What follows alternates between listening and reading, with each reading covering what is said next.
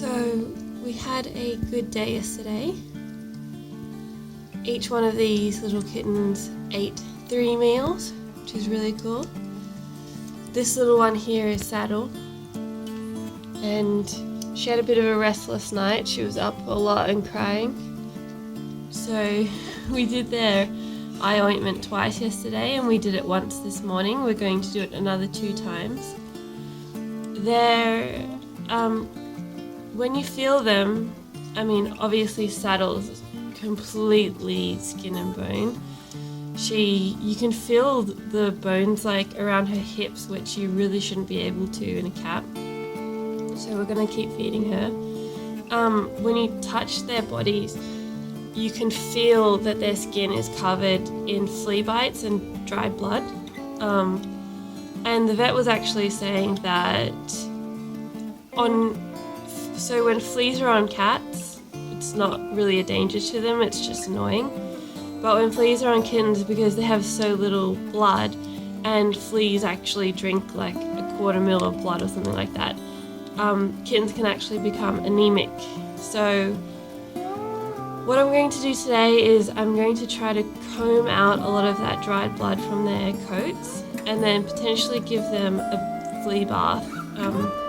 It can be dangerous to give flea baths to kittens this small, but I got a special flea bath that is specifically for kittens. So I think we should give it a go because the fleas are still around even after the revolution. Want to back up? No, it's okay. You're not going to get them to back up. Back up. Back it up. Back it up. You can see they're very, very hungry. It's okay. You're going to realize soon that that means food. Houdini is very skittish. Out of the 3 of them, he's probably the biggest scaredy cat. I think Saddle would be as well, but she's just so weak and near death that she just can't afford to be scared. She just has to eat.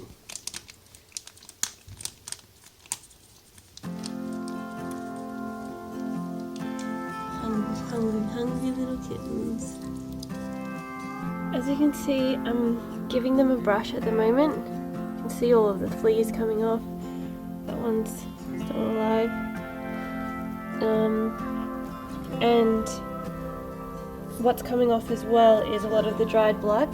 So if you look down at the little tissue, that's the amount of blood and bites and fleas that are on these little guys. They're actually pretty good with the comb. They seem to be like letting me brush them.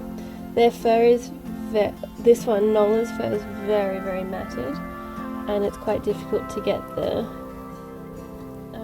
comb through it. But she's letting me tug on her fur and just sitting there really well behaved. So I think it must feel nice, or you know, less itchy after I drag the brush across them. But I thought I'd actually see a lot more dead fleas, because usually the revolution's very, very good.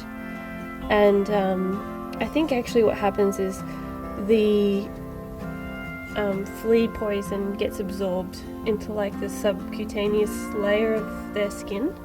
So when the fleas bite down on them and suck their blood, they ingest the poison, but the cats don't get affected by it because it's in their subcutaneous level. But it seems like I'd say 80% of the fleas I'm seeing at the moment are alive. So I'm not sure if it's just takes a bit longer with the kitten one, because, you know, maybe it's less potent. Oh, there's a big one just.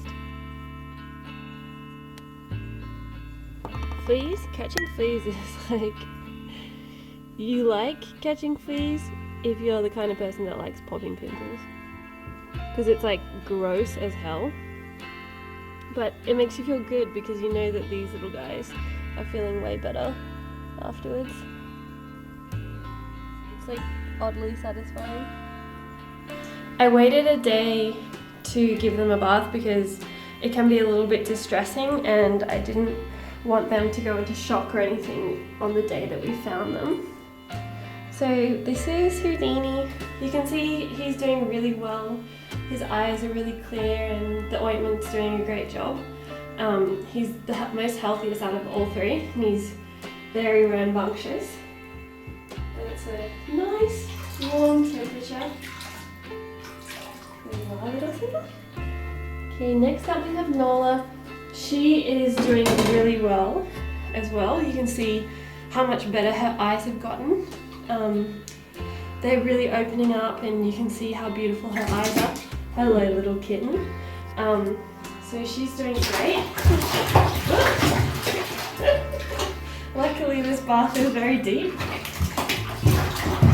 And you can see how dirty they are. The water's already turning a brown colour. I think you just got to put them all in, baby. Yeah. Okay, and then last but not least is Saddle. She's our littlest and weakest one. You can see she's much smaller, and her eyes are, and her face is, you know, she's going okay. She's a little bit better. Still struggling a little. So we'll just pop her in. Look how brown the water has turned already, and they've barely been in here. You can start to see how skinny they are. This is our best one, and you can see there are all the bites on his body. It's pretty awful.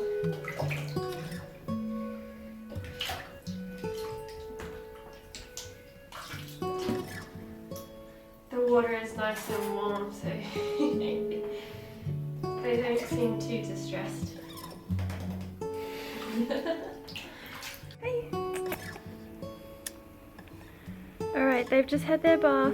They're a little bit upset, maybe very upset, but we saw a lot of fleas go down the drain, and now we're going to, Morgan's a little bit curious, but we're going to dry them off and get them tucked into bed.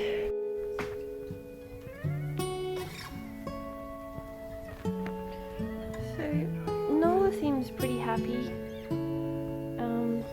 but this little thing is just a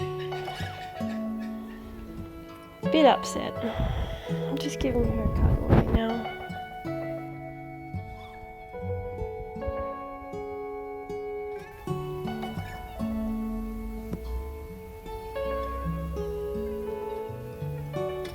So we ended up taking them out of the bath a little bit early because they were getting really distressed, and I feel terrible. I feel, oh, they're grooming each other.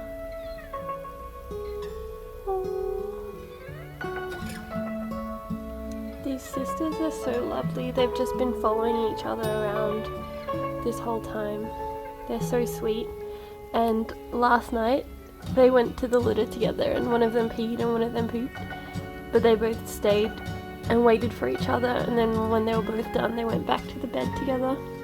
So the water actually, it looked like it was turning brown, but it was actually running red, and that was from all the blood, which was really, really awful to see. And both Houdini and Nola are looking pretty good, but Saddle still has a lot of blood on her body, and you can see it through her wet fur, which I would have liked to have kept her in a bit longer and just washed that off for her, but she was really shaken by the whole bath experience, so we took her out, and you know, we're going to give them a big feed now, and hopefully they'll all get back to normal, but they're looking pretty adorable right now.